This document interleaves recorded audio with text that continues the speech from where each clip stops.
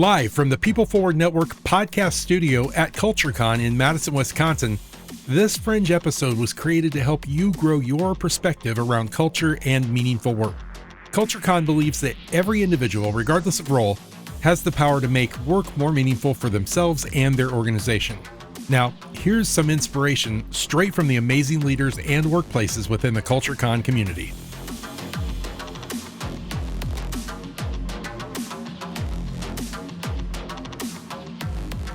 Hey, it's Nikki, Llewellyn Gregory back here at CultureCon live in Madison. So excited to be here.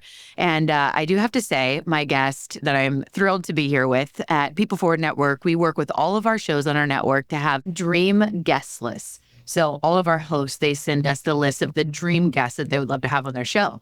Well, Gianna doesn't know that behind the scenes for months, there's a person on our team that a number of people will love to hear this shout out. Stephanie worked to secure Gianna for one of our shows being at work with Andrea and Butcher. And it was just so fun to be able to run into you last night at the kickoff, Gianna, and then also just seeing the hugs that you gave Andrea, who's the host that had you on the dream list. And here we are at CultureCon Live in the People Forward Network studio, getting to spend time together. So welcome. So Thanks. glad that you're here. I'd love to hear your journey. How did you get to CultureCon? Yeah, well, first of all, thank you so much for having me, Nikki. I'm so thrilled and excited to be here. This is my first CultureCon. And this came about because of relationships. Nick and Zach reached out to me, I think this was late last year, and said, oh, we've got this kind of cool conference called CultureCon and would love to talk to you about it and see if you're interested. And it was that personal connection that really made me lean in and say, okay, yeah, let's have that conversation. And ever since then, it's been amazing. It's been such a great journey. Well, you and I are both here for our first time together. This is my first time as well. And I will tell you, setting up a podcast studio with 30 plus guests and prepping all of that, it is no small feat. So I will say that the relationship touches that Zach and Nick put in along the way to be like, oh, this is an absolute yes for us to do this. I think the common thread I just keep seeing is like, this is a highly relational place of people that are truly, in the pursuit of building meaningful workplaces. Yeah. And I love that the topic that you chose to talk about today is employee engagement, because employee engagement is the focus to drive towards meaningful work. So going back, I love my story. We're not going to tell it today, but I know that there was a pivotal time in my life when I realized how important focusing on employee engagement was in my career. I remember the story. I remember the turning point.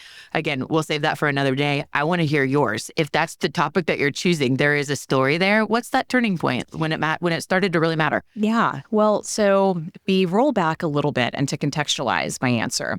I've been in the HR people space for about 20 years. And engagement has always been something that I've been passionate about. And frankly, in Silicon Valley, where I've grown up and cut my teeth, really, it's been an area of focus. I think that it was during the pandemic that I realized, oh my goodness, engagement is the key to keeping organizations thriving and together. So I think pre-pandemic, we had a world and environment where engagement was something that leaders and organizations viewed as critical to retention, right? So let's engage our employees because employees who are engaged, stay longer. I think during the pandemic, we started to realize, wow, engagement, mental health, making sure that people are able to thrive in these remote, disparate sorts of environments became the focal point like never before. And so that for me was this moment when engagement was crystallized in terms of it's a simple word, but how do you live it, breathe it, and bring it forth every day?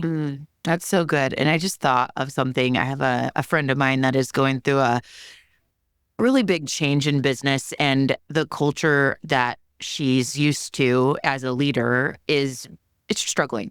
And so I'm just curious, in your journey, when you've gone through those times where things change, and the vibe doesn't feel the same. Like, what is that advice that you have? I'm doing this for my friend. I'm going to call her later and tell her your answer.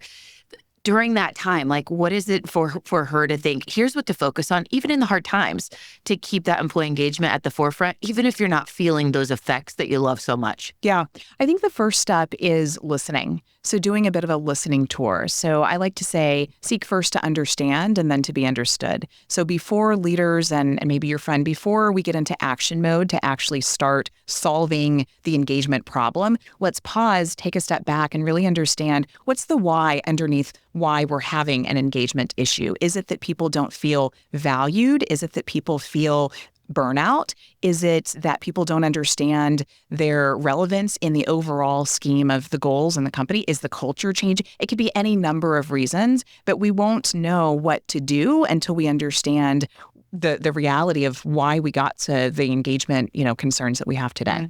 Such a good reminder. And you think about in all areas of life, you go through struggling times, and the power of a vulnerable, transparent conversation, even in the midst of the challenge, you can still feel connected to the mission and ready to keep going. It's that human connection that allows you to feel like we're in this together, And so I love that listening tour answer. I feel like I'm constantly reminded of the resiliency of humans, right? Like we don't expect everything to go perfect all the time. I don't think there is any person listening, leader, IC, whomever, that expects that perfection is going to be offered on a daily basis. Yeah. I think what people expect is that their leaders are going to be transparent, that they're going to be vulnerable, that they're going to be open with them around, here's what I know, here's what I don't know. Can you help me understand as we all walk together toward whatever the goals are?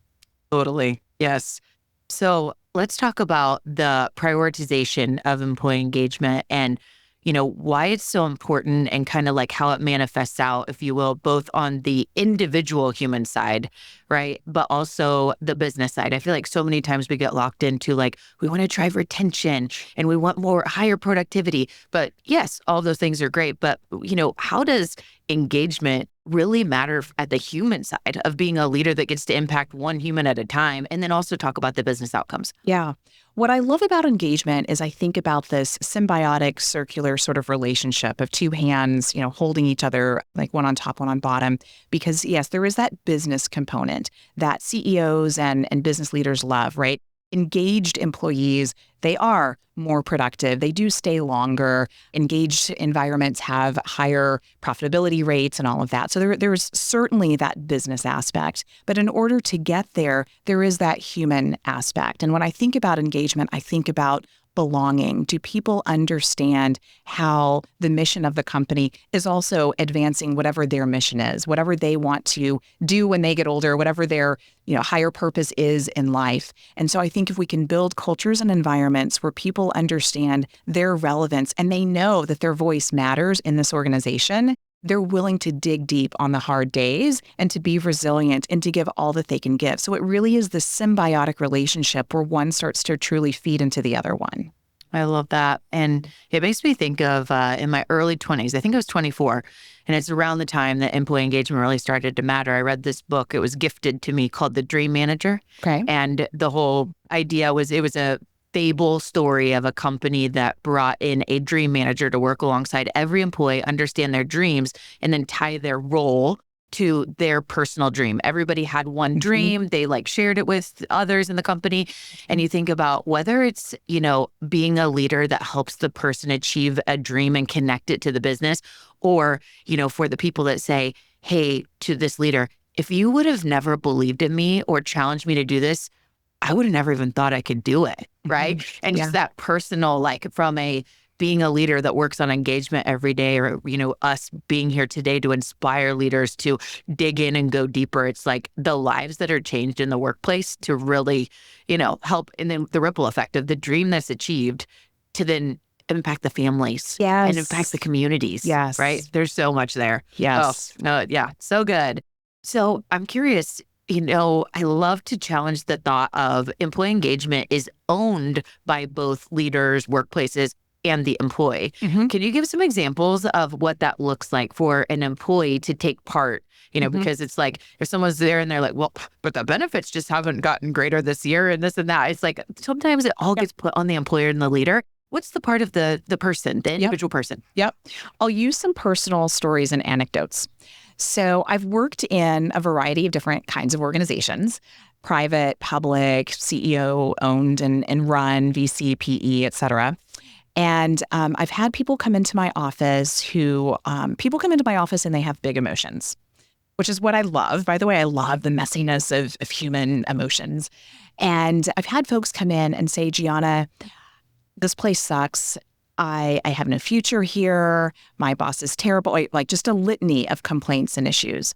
And so what I like to do is listen to that and then also then turn it around to be action oriented, where it's like, okay, Nikki, here's what I heard you say, that you don't believe that you're being recognized. You don't feel like, you're having any impact here or that what you're doing matters.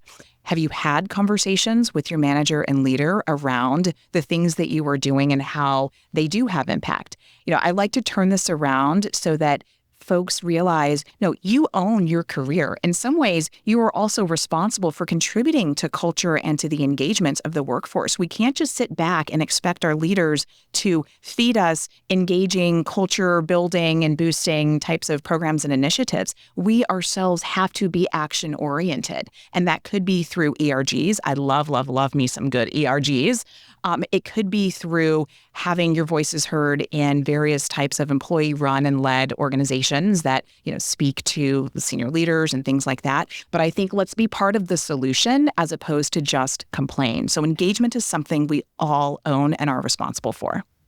And I love to hear people say, I know I need to develop in this area, or I aspire to be this. Like, I want to get certified in this. Go approach, your employer, your leader, and ask for that. It's like, yes, yeah, I understand that your budget's just to, invest in yourself or this, but it might go over the budget. Go win it. Yeah. Yeah. Go take ownership of that. And I think there's so much to be told around bringing forward ideas and solutions.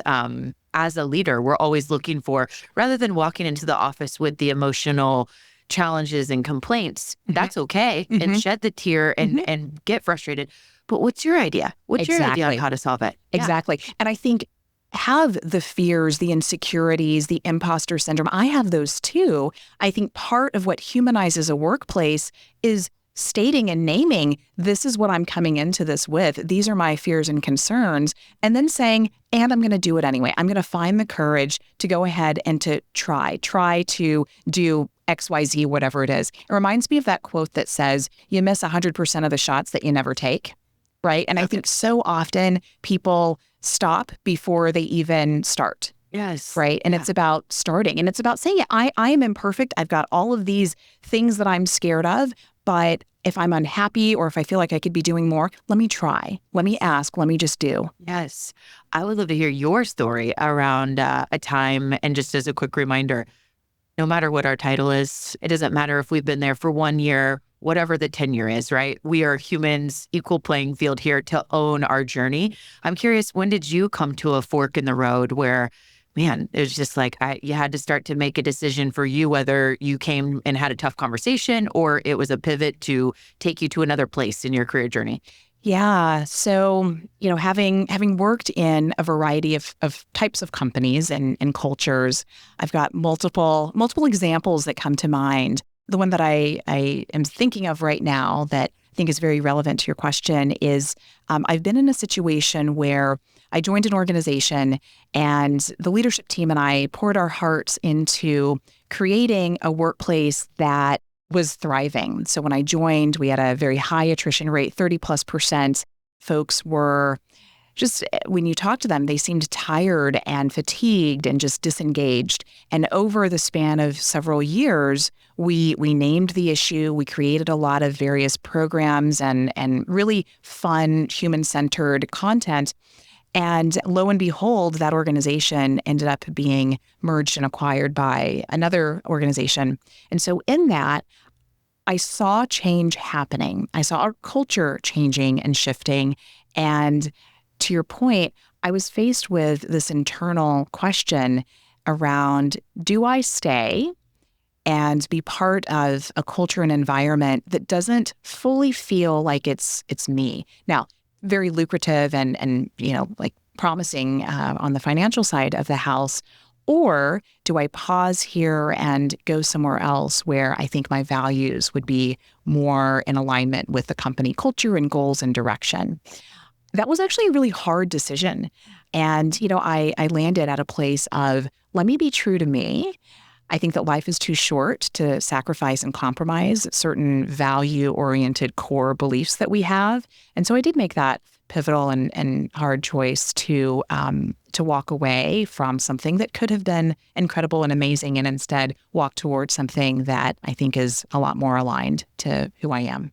So you're glad you made the choice. I'm very glad. Yeah. Yes. I think we should speak just for a moment to the people listening, because I know you're out there, that you're struggling every day to walk into that office, to open that laptop, advocate for yourself and make the change. And just a quick reminder, if you go and do a quick Google search of all the jobs that are available just in the country that you live in, there's a lot of them. Yeah. It's just one next step that is just waiting for you, and the miserable wasting your life, no matter if it's like, but I feel locked in because of what I get paid or whatever.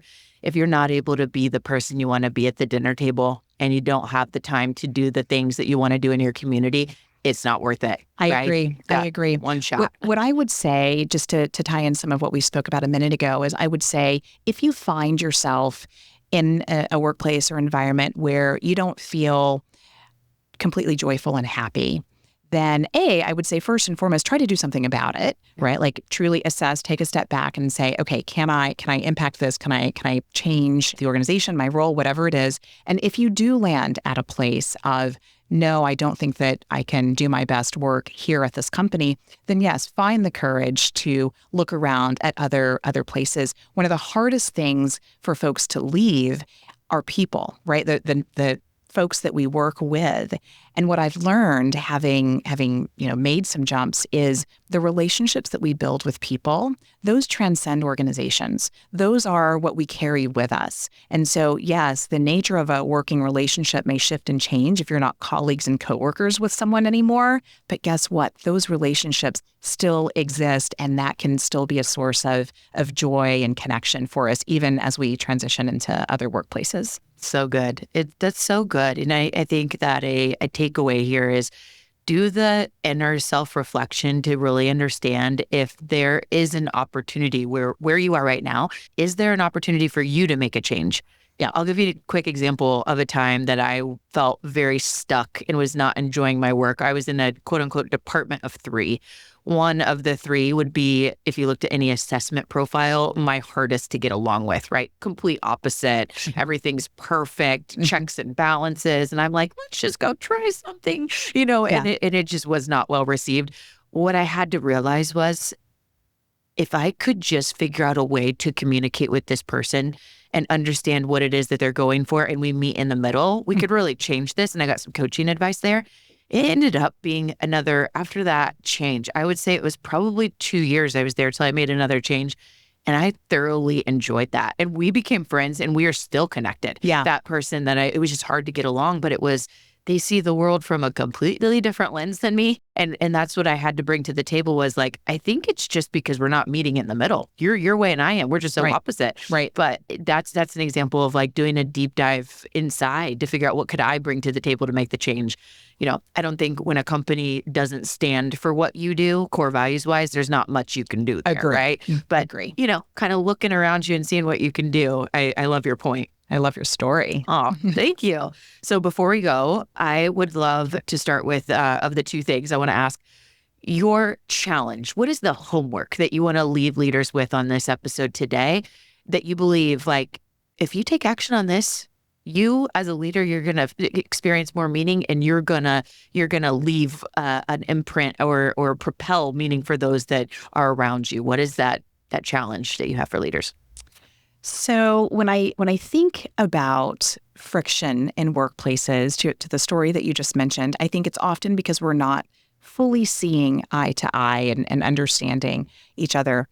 I would challenge folks listening to find people or a person in the organization who has a drastically different view than you on a program, an initiative, or whatever, and sit down with that person, whether virtually or in person, and engage in a conversation where you're listening. So we've talked a lot about listening. And I would encourage folks who are listening to us today to approach that conversation not from a place of pushing your ideas and why you believe 1, 2, and 3 to be true and your initiative or whatever it is, but approach this with a curiosity-driven mindset of really trying to understand why this person has the belief that they do or why they are so opposed to X, Y, and Z, right? And I think that these are empathy-building exercises, and it allows us to put ourselves in the shoes of others. And I think if we start to do that and people feel heard, we can start to then slowly change cultures and workplaces. I'll take you up on that challenge to practice more curiosity in my life. I Yes. love that. I know when I do that, I'm a different person and I feel better about myself. So we want to wrap up. This is the final thing I wanted to ask in my concluding. I know that you just made a change. Yes. Obviously, we said a few minutes ago, whether that was the example or not, I just know that you're on a journey of climbing the staircase of betterment for your work experience. Let's call it that. Yeah. Tell us more about that. It seems like the vibe that's going on right now with this change is really, really on a high. So tell us more. Yes. Oh my goodness. Well, so I, a few weeks ago, joined an organization called Lattice. Lattice is an HR technology company. And our mission is to make work meaningful.